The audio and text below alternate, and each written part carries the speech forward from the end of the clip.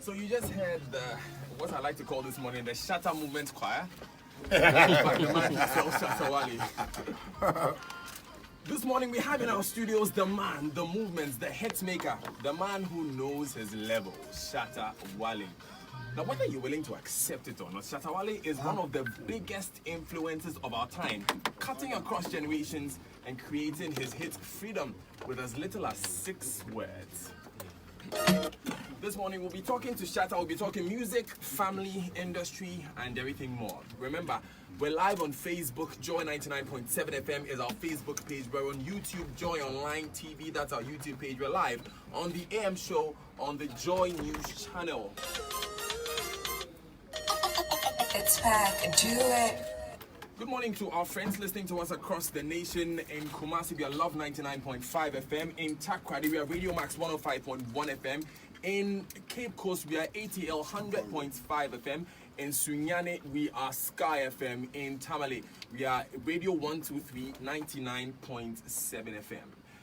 So let me say congratulations, Shatta Wale, on the successful release of your album. Thank you very much.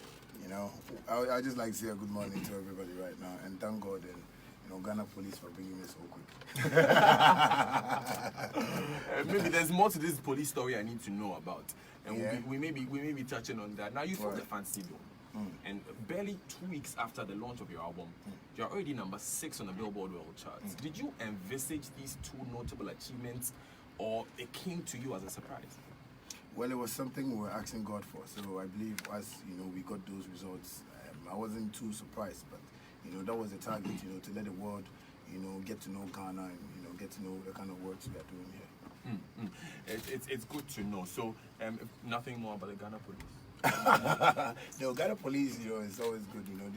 I've written a letter to them, and I think they're helping me with, my movement in terms of my interviews and things I have to do in time. So, anytime I call on them, they come at the right time, and I really thank God for Shout out to my dispatch rider. So do you tell us about the story behind this Rain album? How did that title Rain come about in the first place? Well, I can say I am writing a storybook, and people who are following the pages understand where we've gotten now, because Bandana, was a name that people knew back then, and we rebranded to Shatta Wale, but the name Shatta Wale brought a change, and I believe these are the kind of changes like people are seeing me now, in terms of my music, the way I want to relate to people, because Bandana wasn't relating to people like that, Bandana didn't know much about, the industry, but Shatta Wale really learned much, to know how to move with people. That is why, people wonder how come I have a whole lot of fan base around me, and I always tell them, it's the study of, arts, because if you don't really know much about showbiz, you might see it to be something over spiritual or something, that, is unheard. But I believe with the direction of God and, my way of life and study of music, I've been able to, achieve that. So all of this is a result of how you've studied the industry and how you've grown. Exactly. So why did you pick the title Rain? Well, we had an album called The Reader. And Reader was an album that I believe, we went through certain, hustle, and we decided to call God. I am a junior brother, like to always talk to God, like when we have our private time. So I told my brother, we should create an album and call God, So it was a call to God and tell him, God, Bandana wants to come. He's rebranded himself, but we really want you to pick this call, because we tried when we changed the name and, no results came out. So from Readout, we went in after the stop, because when we called, we believe he picked the call, and he was like, you can go on. So we went through, a whole lot of stormy, sessions and down. Then there is a rain, so I believe this is the time for us to also prove to the world that and we've started seeing a bit of that with the airplay that you have seen. My Level, interestingly, a song which is not on the album, has received a lot of airplay. It's obvious that that song is more than just another song to you. I mean, I watched the video of the album launch and you were moved to tears when you saw the crowd singing along. What's the story behind that song? Well, like I said, it's still part of my storybook, and that's one of the paragraphs, that, anytime I'm on stage and, I sing a song and people just sing along, I remember some of the, roads that we've been to, some of the places that we stepped and people didn't accept us. But today, if I can stand and people will sing to my songs like this, then I believe my level is really what I'm seeing now, because I can see that God has really put me on a level that no man can touch me. I believe I'm not stepping on any man's toes. I'm just doing my showbiz and I'm having fun because I believe it's an entertainment package. And anybody that takes it personal is making a mistake, because Shatta Wale knows how to do this very well. That's why sometimes I feel tears, when I'm on stage and people sing such songs like that. But My Level is a song that, it's really on my heart, because it was a story about me and my junior brother, Blake. Yeah. What's the story?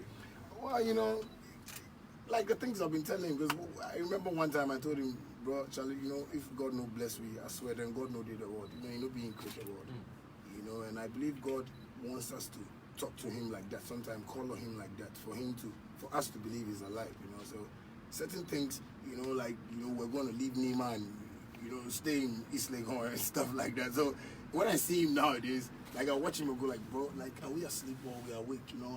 I sometimes ask him to pinch me, because I feel, no, Charlie, this thing is like... You never imagined you get here. I was saying it, but I didn't know it would come so quick. You get me? Because I was asking God for hit songs. I was telling him, he can't disgrace me. He should put me there. Because, if he does that, and because I know I don't have any enemy. It's just that I'm a ruffian small, and when I do rough things, artists ball me small, then some media people bash me. Are you sure you're ruffian small? Me, I'm a natural. I know. Are you sure it is small? Oh, it is small. No, it is big. Now, so here's you singing a song on stage in front of about 50,000 people. People singing your lyrics, you being moved to tears. But that launch itself wasn't without controversy. Some have said that your colleagues, Samini and Stonebwoy, were not allowed to perform during the Rain album launch because you are insecure.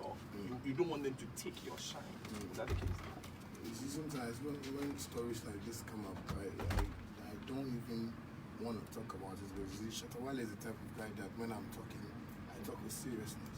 I believe whatever I'm doing is with seriousness. That's why I got somebody like Chris Conner, who I believe is experienced and can be my publicist and do whatever he has to do, because I know he's a professional.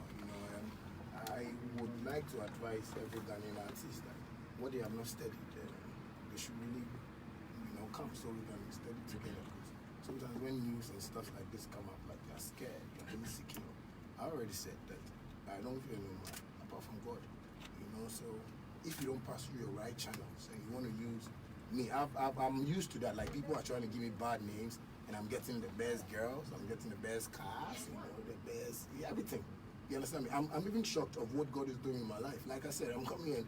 I've written a letter to Ghana police, and they always make sure I'm safe. They check in on me. They come to my house done anytime. I believe that I am doing something that they are not studying, and showbiz is something you need to study. What is it you're doing that they are not studying? Well, I'm doing showbiz, and showbiz is a package. You need to know where you stand. You can't just come. Like, for instance, you are interviewing me right now. Like, it's a showbiz thing. You get what I'm saying? Like, people are going to watch it all over the world. And people are going to watch you and your reactions and the questions you ask.